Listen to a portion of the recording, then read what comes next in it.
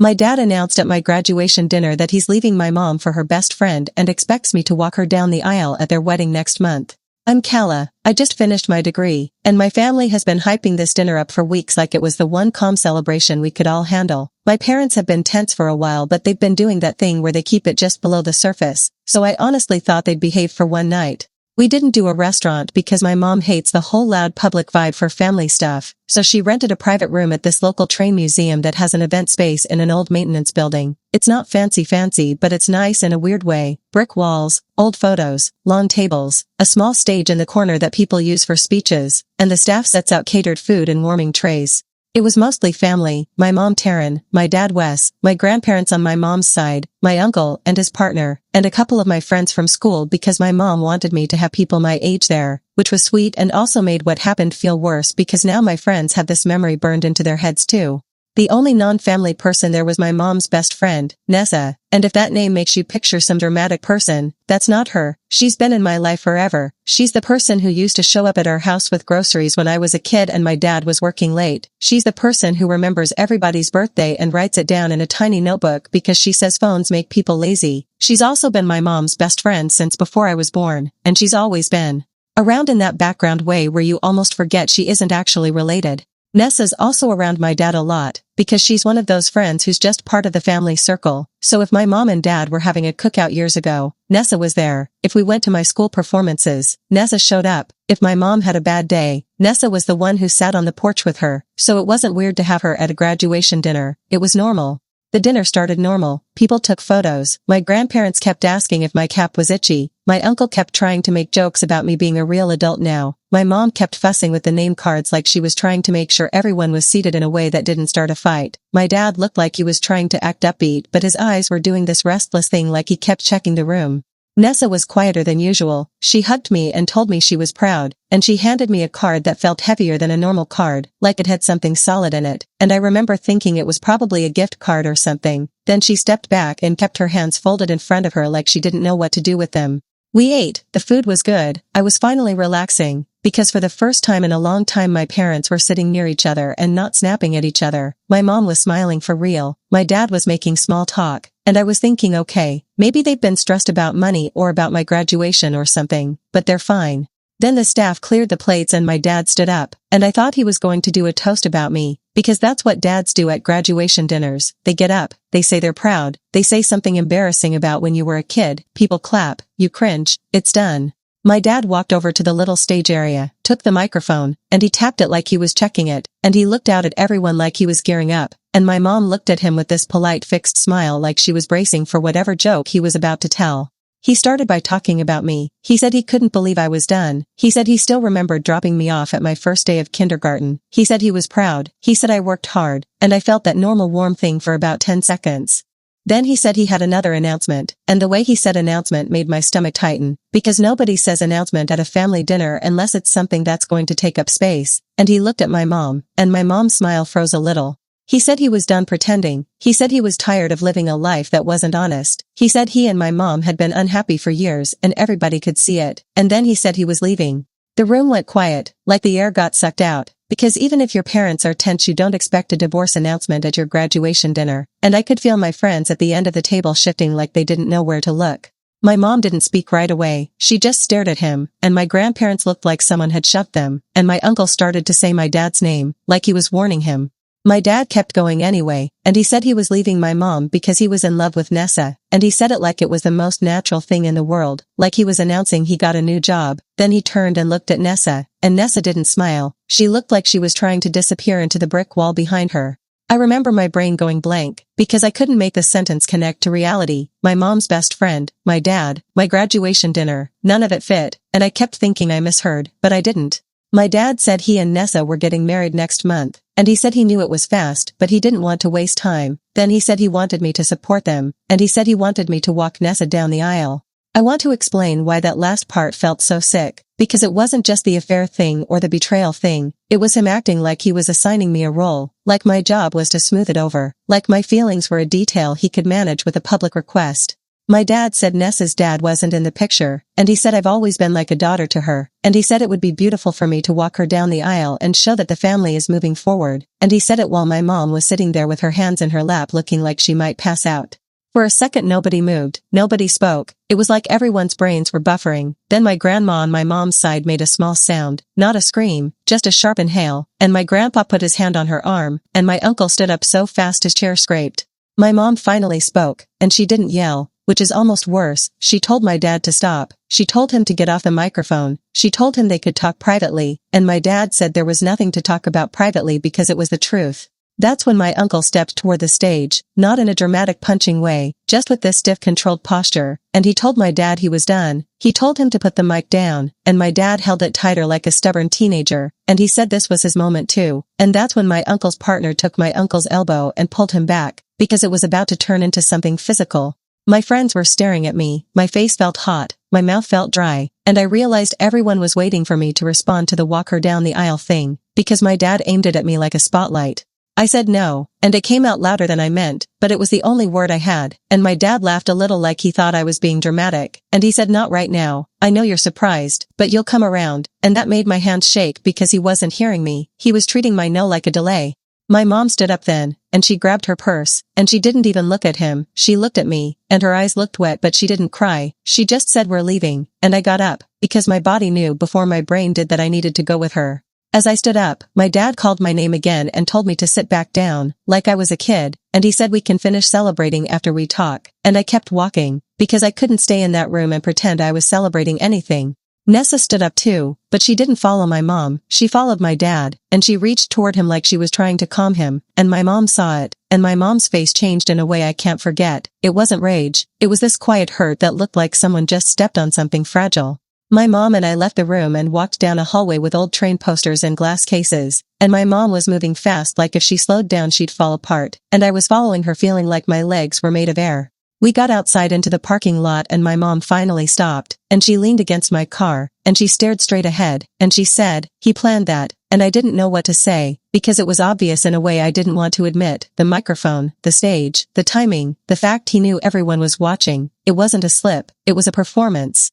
My mom asked me if I knew, and I told her no, and she nodded, and she said she didn't know either, not like this. She said she knew something was wrong between her and my dad, but she didn't know this, and she said she couldn't believe Nessa, and she said it like she was trying to say the words and make them true. Back inside, I could hear muffled voices, then the door opened and my uncle came out, and he looked furious, and he told my mom he was going to drive her home if she didn't want to drive, and my mom said she could drive, and my uncle said he didn't care, he was driving, and my mom didn't argue, she just handed him her keys like she didn't have energy to fight for control. My friends texted me, but I didn't respond, because what do you even say? Sorry my dad blew up my graduation dinner, sorry you witnessed a family collapse, it felt unreal. I drove behind my uncle to my parents' house, and I didn't know what I was going to walk into, but I felt like I couldn't let my mom go alone. When we got there my dad's truck wasn't in the driveway yet, and my mom went inside, and she walked straight to the kitchen and sat down, and my uncle started pacing, and his partner started making tea like muscle memory, like tea could fix anything. My mom finally spoke again after a long silence, and she said she wanted to know if my dad had been cheating, and my uncle said he didn't care what you call it, and my mom said she cared because it mattered legally and it mattered emotionally, and she asked me again if I'd noticed anything, and I told her I hadn't, and that was true, because my dad and Nessa being around each other didn't register as suspicious, it registered as normal. About an hour later my dad came home, and he walked in like he was returning from a normal errand, like he didn't just detonate my graduation dinner. He didn't look guilty, he looked irritated, and he asked why everyone was at the house like he didn't already know. My uncle told him to leave, and my dad said no, he said this is his house too, and my mom told him they could talk in the morning, and my dad said no, he said he was done waiting, he said he already booked the venue for next month, he said he already told people, he said it was happening, and he said he wanted to know if my mom was going to be mature about it. My mom stared at him and asked him if he was serious about marrying Nessa next month, and he said yes, and he said he wanted everyone to show up and support them, and he said he wanted a clean transition, and he said it like he was talking about switching jobs, not ending a marriage. Then my mom asked him if Nessa was there, and my dad hesitated, then he said she was at her place, and my mom said of course she was, because she wasn't the one who had to sit in a kitchen with everyone staring. My dad then turned to me, and he told me he needed me on his side. He told me I'm smart and I understand that people deserve happiness. He told me he'd been miserable. He told me my mom wouldn't listen for years. He told me he found someone who actually sees him, and he said I should be proud of him for being brave, and it felt like he was trying to recruit me into his story, like if I agreed then everything would be fine. I told him no again, and I told him he was wrong for doing it at my graduation dinner, and he shrugged and said it was efficient. He literally used the word efficient, and I felt something snap inside me because it wasn't just cruel, it was casual. My uncle told him he was disgusting, and my dad told my uncle to mind his own business, and my mom finally stood up and told my dad to sleep somewhere else, and my dad said no. He said he wasn't going to be kicked out, and that's when my uncle stepped between them and said my dad could sleep somewhere else or my uncle would make sure he did, and my dad looked at my uncle for a long second and then he said fine. He said he'd go, but he said he'd be back tomorrow and we'd talk like adults. He grabbed a duffel bag, not a packed one, like he already had it ready. He tossed clothes in it, he took his toiletries, he took his laptop, and he left, and as he walked out he told me to think about what he asked. He told me the wedding was next month and he wanted me there. He told me to be better than this, and then the door shut. After he left, my mom sat back down and stared at the table, and she asked me if I wanted to open the card Nessa gave me, and I said no, and my mom nodded and said good, and my uncle's partner asked if my mom wanted them to stay, and my mom said yes, because she didn't want to be alone in the house right then. I slept on the couch that night, and I didn't really sleep, because every time I closed my eyes I saw my dad holding the microphone and saying he was leaving, and I kept hearing the word efficient, and I kept thinking about him asking me to walk Nessa down the aisle next month like it was a normal request, like he was asking me to carry flowers. In the morning my mom started making phone calls, not dramatic calls, practical ones. She called the bank to ask about joint accounts. She called her work to take a personal day. She called a lawyer's office because my uncle's partner had a contact, and I sat at the kitchen table listening to her voice stay steady while her hands shook when she set the phone down. My dad started texting me later that day, short messages, not long chains, telling me he loved me, telling me he hoped I'd calm down, telling me he didn't want me to take my mom's side just because she was emotional, and he said he wanted us to meet and talk, just me and him, and I ignored it because I didn't trust myself to have that conversation without either melting down or saying something I couldn't take back. Now it's been a few days, my mom is still in shock, my dad is acting like he's already moved on, and Nessa hasn't contacted me at all, which might be smart, but it also feels like she doesn't care about the damage, and my dad keeps repeating that the wedding is next month and he expects me to do the aisle thing, and I keep replaying the moment the room went silent and everyone looked at me like I was supposed to make a decision on the spot. I don't know how to describe the feeling of graduating and then having your family implode in the same night, because it doesn't feel like two separate events. It feels like one long ugly blur, and I feel like I'm supposed to be happy right now, and I'm not. Update 6 days later. The last week has been non-stop, not in a dramatic screaming way, in a paperwork and boundaries and small betrayals way, which is almost worse because it keeps happening in tiny pieces that stack up. My dad came back to the house 2 days after the dinner, and he didn't knock. He just walked in like normal, and my mom had changed the inside chain lock setting so the door only opened a few inches, and that stopped him, and it was the first time I saw my dad genuinely surprised, like he didn't think my mom would ever block him from anything. My mom spoke through the door and told him he needed to schedule a time to come get things, and my dad started talking like he was being unreasonable. He said he lives there. He said she can't lock him out. He said she was being petty, and my mom told him she wasn't discussing it at the door and she'd talk through lawyers if she had to. That's when my dad switched tactics. He called me, and I didn't answer. Then he texted asking me to come outside and talk, and I didn't answer that either, because I didn't want to become the point of contact between them. My uncle was there, because he's basically moved into a protective mode, and he went to the door and told my dad to leave, and my dad argued with him through the crack, and my uncle told him the police could be called if he didn't leave, and my dad finally backed off, but he didn't leave the property right away. He walked to his truck and sat there for a while like he was waiting for someone to come out and negotiate. My mom's lawyer had told her not to have emotional conversations with him right now and to keep everything documented and boring, and my mom is trying, but it's hard when the person you married for decades is parked in your driveway like he's waiting for you to break. While my dad was sitting in the truck, Nessa pulled up, which I didn't expect, because I thought she'd stay away, and she got out and walked right up to the front porch, and she wasn't crying, she wasn't apologizing, she was just walking like she had every right, and my mom saw her through the window and went pale. My mom didn't open the door, she just stood there behind the glass staring, and Nessa knocked and then spoke through the door, and she said she wanted to talk, and she said she didn't want things to be ugly, and she said she loved my mom and she wanted to explain, and hearing her say she loved my mom made my skin crawl because it sounded like she was still trying to claim the friendship while setting it on fire. My mom didn't respond, and Nessa kept talking anyway, and she said she didn't plan for it to happen. She said she and my dad just realized they had feelings. She said my mom had been checked out for a long time, and she said she wanted everyone to be happy, and it was the most frustrating kind of explanation because it was full of soft words that didn't match the reality. My uncle finally opened the door enough to speak and told Nessa to leave, and Nessa looked offended, like she didn't expect to be told no. Then she looked toward the window like she wanted my mom to rescue her from the discomfort, and my mom just stood there staring, and then Nessa backed up, walked to my dad's truck, got in, and they drove away together, and my mom watched them go like she was watching something she couldn't stop. After that my mom went into a weird numb mode. She started cleaning, not normal cleaning, the kind where you scrub things that aren't dirty because you need your hands to do something, and she kept saying she felt stupid, and I kept telling her she wasn't stupid, but she didn't believe me because in her head she's replaying every time she trusted Nessa, every time she told Nessa personal things, every time she let Nessa into the house, and she's trying to figure out which moments were real and which were fake. Meanwhile my dad has been acting like this is a normal breakup and he's already in the next chapter. He's been telling extended family he's finally living honestly. He's been telling people it was mutual, which is not true. And he's been telling people my mom knew it was coming, which is also not true. One of my cousins called me and asked if my mom was okay with it, because my cousin heard my dad say my mom agreed it was best, and I felt this flash of anger because my dad isn't just leaving, he's rewriting, he's trying to edit the story so he looks reasonable, and he's using the fact that my mom doesn't want to speak publicly as proof that she agrees.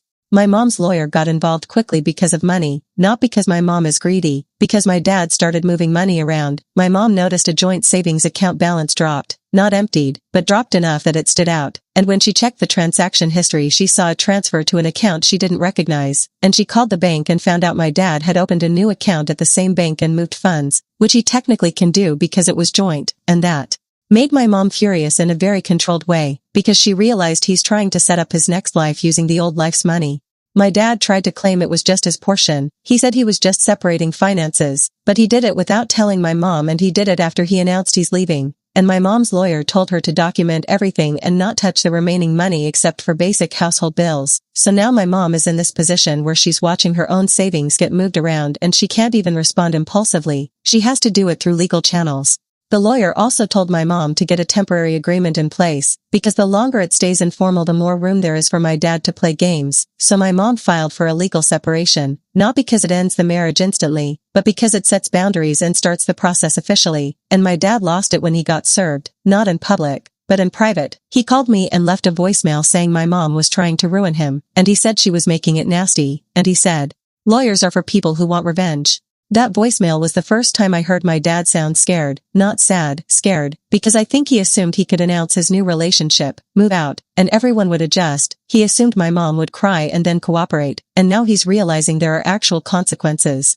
During all of this he kept pushing the wedding. He kept saying next month like a deadline he wanted everyone to accept. He sent an invitation link to a family group chat, and he did it like it was a normal event, like my mom should just ignore it and move on. And the invitation had a venue name and time and a note about dress code, and it made me sick to read.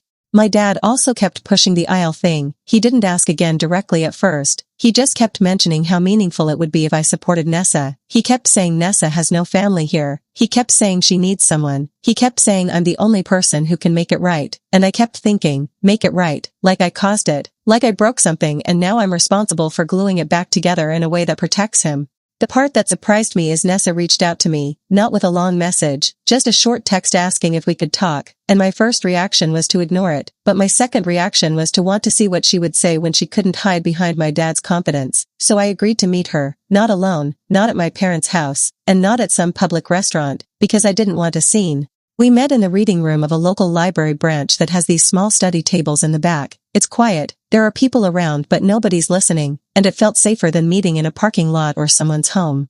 Nessa showed up looking tired, and she sat down and immediately started talking like she was trying to get ahead of my anger. She said she didn't plan to fall for my dad. She said she tried to stop it. She said my dad was unhappy and she hated watching it. She said she thought she was helping. Then feelings happened, and she said she didn't mean to hurt my mom, and she said she didn't mean to hurt me, and it was a lot of words that didn't add up to anything concrete.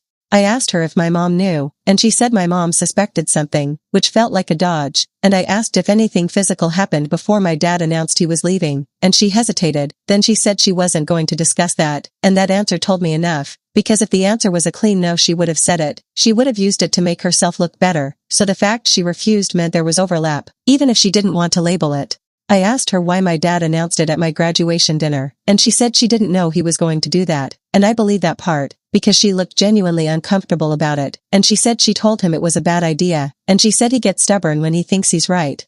Then she asked me if I would consider walking her down the aisle, and she said it softly like she was asking for a favor, and something in me went cold, because she sat there watching my mom get served separation papers, she watched my dad move money, she watched my family break, and she still thought it was okay to ask me to be part of their wedding display, like if I played the role then it would make them look legitimate. I told her no, and I told her I didn't want a relationship with her right now, and she started crying, not loud crying, but tears, and she said she understands, and she said she still loves me, and I told her not to say that, because it didn't feel like love, it felt like entitlement, it felt like she wanted to keep pieces of her old life while taking my mom's marriage. When I left the library I felt shaky, not because she yelled, she didn't, but because she was calm, and her calmness made me realize she thinks this is survivable, she thinks she can lose my mom and still keep me, she thinks she can move into the life my mom built and still be seen as a good person, and that made me angry in a way I haven't felt before. The next confrontation happened in a place I didn't expect, the cap and gown return center at my school, because I had to return my regalia, and my dad knew the day because he'd asked earlier, and I didn't think he'd show up, because why would he, but he did.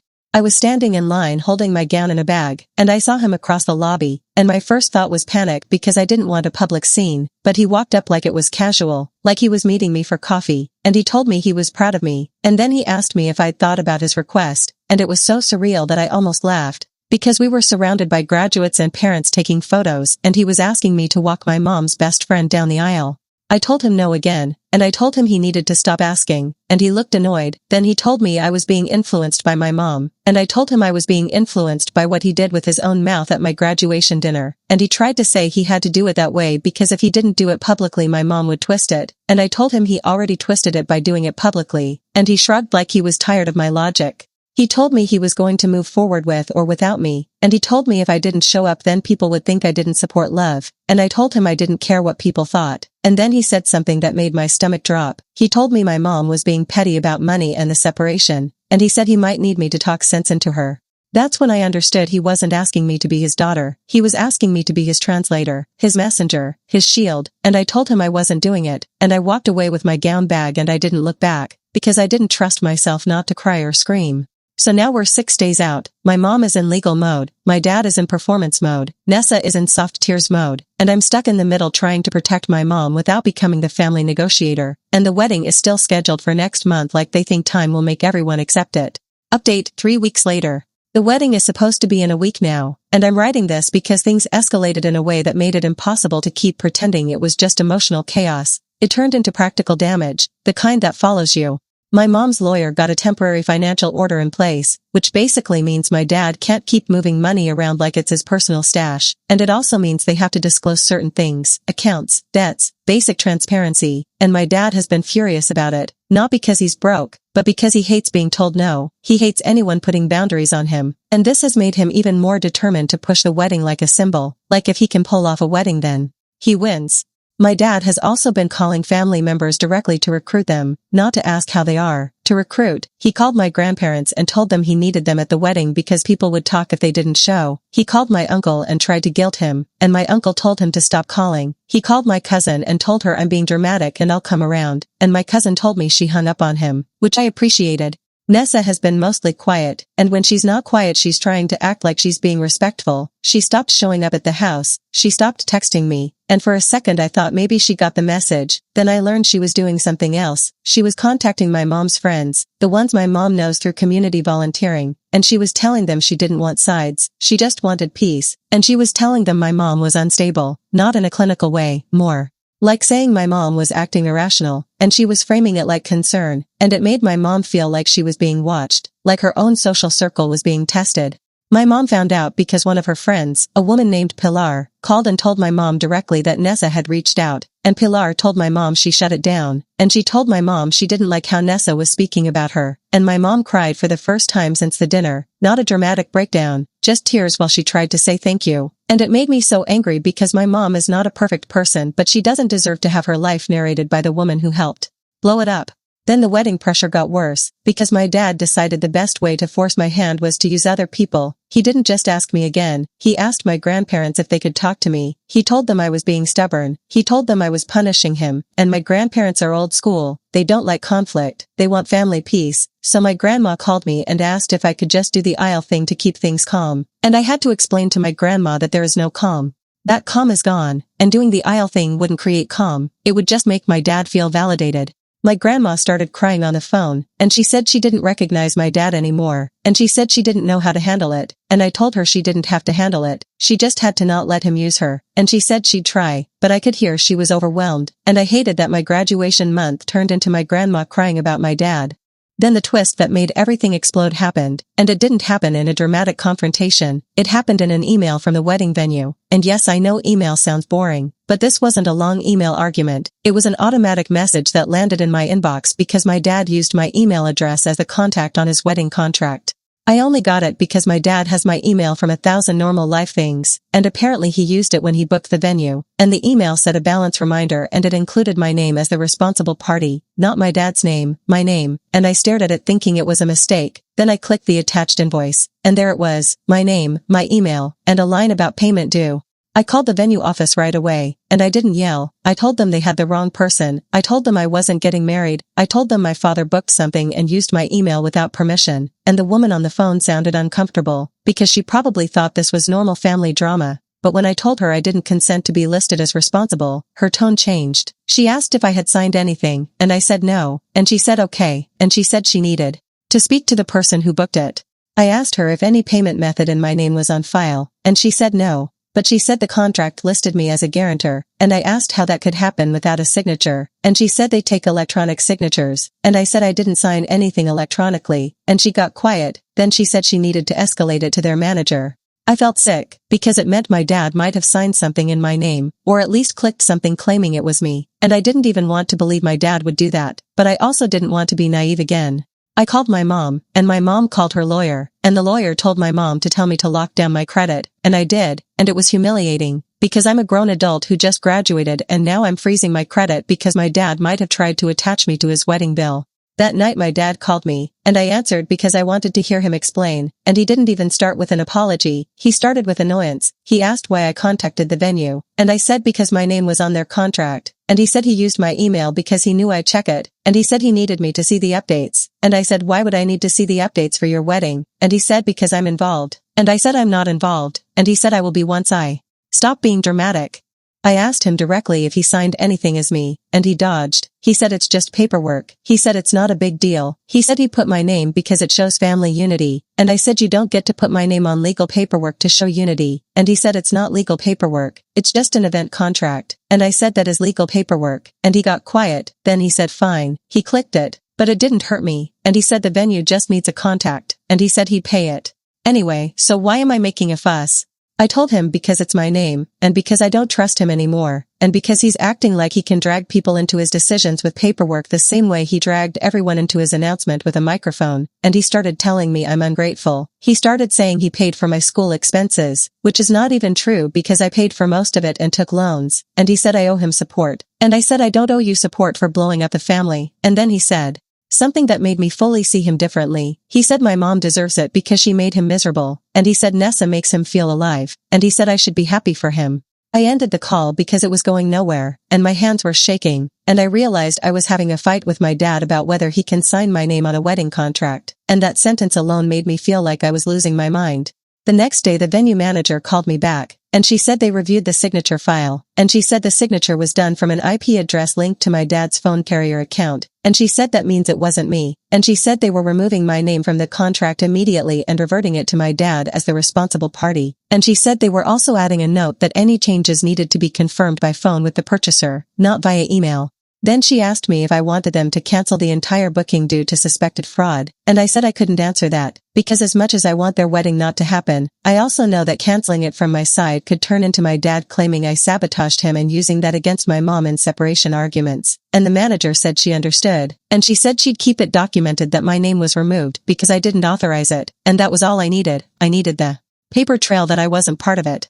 When my mom's lawyer heard about the venue contract issue, she added it to the separation file, not as a dramatic accusation, but as evidence my dad is acting without consent and trying to pull other people into financial obligations. And my dad's lawyer responded with a statement saying my dad was just excited and made a mistake, and reading that made me want to throw my phone, because signing someone's name is not excitement, it's a choice.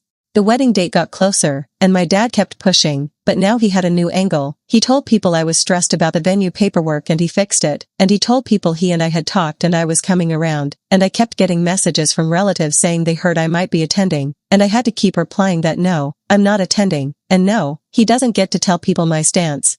Then my mom had to make her own decision, because my dad told her he planned to move Nessa into the house after the wedding, and my mom laughed, not happy laughter, like she couldn't believe the audacity, and she told my dad absolutely not, and my dad said it's his house too, and my mom said it won't be for long, and my dad said he wasn't leaving. So my mom's lawyer filed for exclusive use of the home pending separation, and the judge granted a temporary order, which meant my dad couldn't just stroll in and out or move someone else in. He had to stay out unless scheduled, and that made my dad furious, and he started telling people my mom kicked him out, and he said she's controlling, and he said she's trying to ruin his happiness, and he kept skipping over the part where he announced leaving her at my graduation dinner and tried to sign my name on a contract.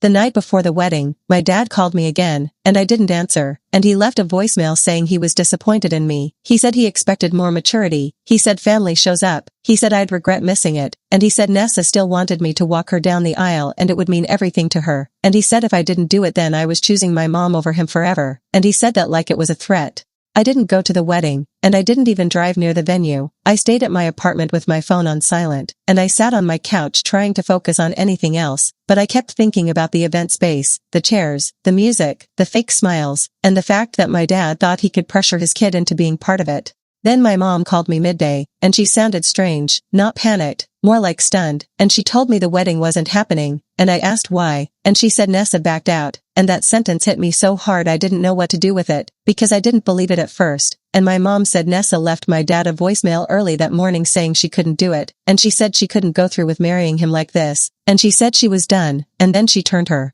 phone off. My mom said my dad showed up at the house, not inside, at the door, and he was furious, and he was demanding to know where Nessa was, and my mom told him to leave, and he started accusing my mom of sabotaging it, and my mom told him she didn't even know what Nessa was doing, and my dad shouted that my mom ruined everything, and then he left, and my mom said she didn't know where he went. So now the wedding is cancelled, and I don't feel relieved in a happy way. I feel exhausted, because it took Nessa backing out for my dad's fantasy to crack, and even then he's still blaming everyone else, and I'm sitting here thinking, what happens next? Final update 2 months later. This is going to be the last update because the main events are done, the wedding didn't happen, the legal separation is in place, and the living situation is stable enough that I'm not waking up every day waiting for a new problem. After Nessa backed out, my dad spiraled into this ugly blame mode. He kept telling people my mom threatened Nessa, which didn't happen. He kept telling people I turned Nessa against him, which also didn't happen. He kept saying Nessa was weak and couldn't handle being judged, and he said it like Nessa was a possession that failed him, not a person who made a choice.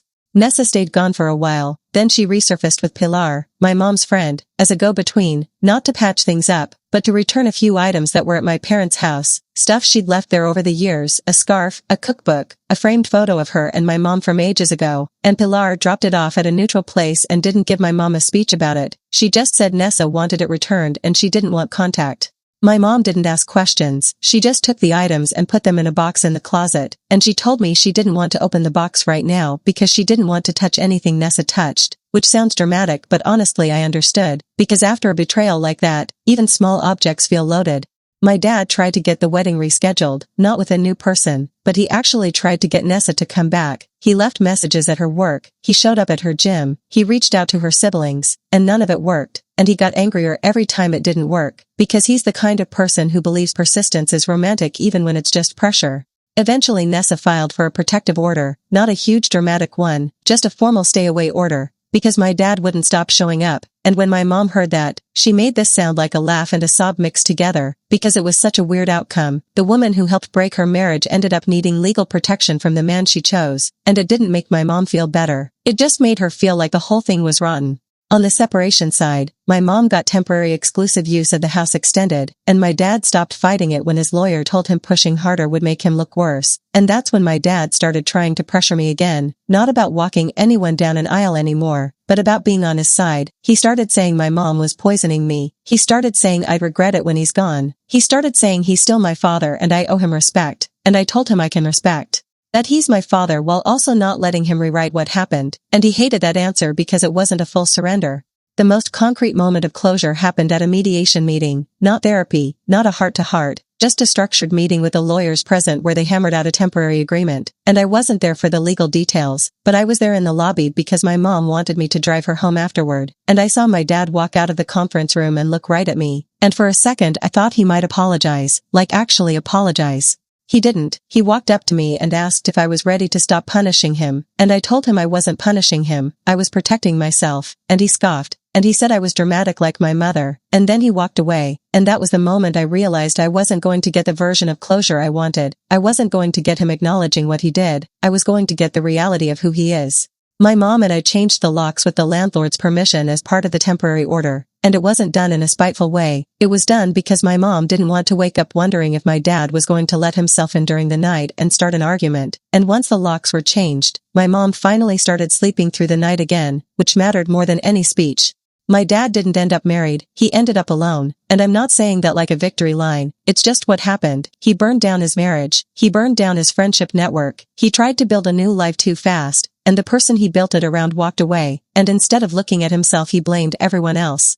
The last thing that tied it back to my graduation, which still feels like a different lifetime, is that my school mailed out the official diploma covers a few weeks after, and my mom wanted a family photo with it, not a big event, just a photo on the porch, and she asked if I wanted my dad there, and I said no, and she nodded and didn't argue, and we took the photo without him, and it was quiet and simple, and it felt like the first time I could celebrate the graduation without hearing a microphone in my head, and that's where things are now.